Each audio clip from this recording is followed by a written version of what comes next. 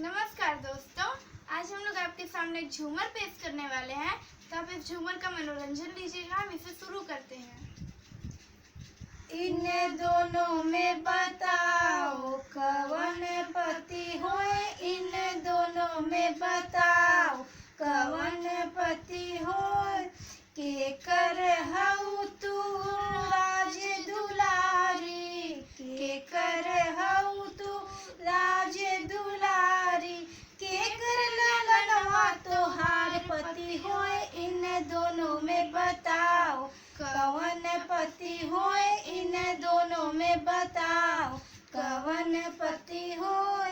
राजा जनक जी की राज दुलारी, राजा जनक जी की राज दुलारी।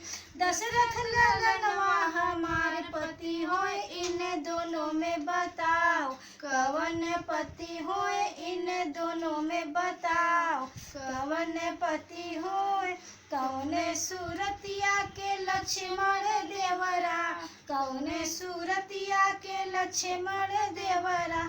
कौने सूरतिया तोहार पति होए, इन दोनों में बताओ कवन पति होए, इन दोनों में बताओ कवन पति होए।